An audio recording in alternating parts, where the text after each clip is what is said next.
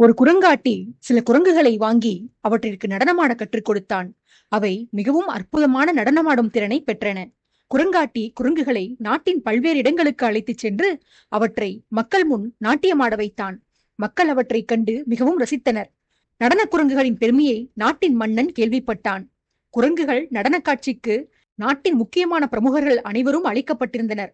குறிப்பிட்ட நேரத்தில் குரங்குகளின் நடன நிகழ்ச்சி ஆரம்பமாயிற்று. குரங்காட்டி குரங்குகளுக்கு அழகான பட்டாடை அளித்திருந்தான். மனிதர்களை விட சிறப்பாக அழகாக குரங்குகள் நடனமாடின. அதை கண்ட மன்னன், மனிதர்களை விட விலங்குகள் எவ்வளவு மேம்பட்டவை! கொஞ்ச காலம் சென்றால் மனிதனை விட விலங்குகளே உயர்ந்தவை என்ற நிலை ஏற்பட்டுவிடும் போலிருக்கிறதே என்றான் மந்திரியிடம். இதை கேட்ட மந்திரியோ, இல்லை மன்னா, குரங்குகள் குரங்குகள்தான், மனிதர்கள் மனிதர்கள்தான் என்றான். அது எப்படி? நான் ஒத்துக்கொள்ள மாட்டேன். பழக்கப்படுத்தினால் விலங்குகளும் மனிதரையே விஞ்சிவிடும் என்றான் மன்னன். அப்போது முன்வரிசையில் அமர்ந்து வேர்க்கடலை சாப்பிட்டுக் கொண்டிருந்த சிறுமியின் வேர்க்கடலையில் சிறிது எடுத்து குரங்குகள் முன் வீசினார் மந்திரி.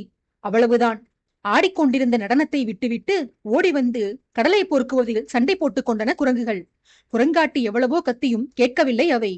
இந்த சண்டையில் அழகாக உடுத்தியிருந்த பட்டுப்பாவாடை, தலையலங்காரம் எல்லாம் குரங்குகளுக்கு கலைந்து போயின. இதை பார்த்த அரசன், மனிதன் மனிதன்தான், குரங்கு குரங்குதான், பிறவி குணம் யாரை விட்டும் போகாது என்று ஒப்புக்கொண்டான்.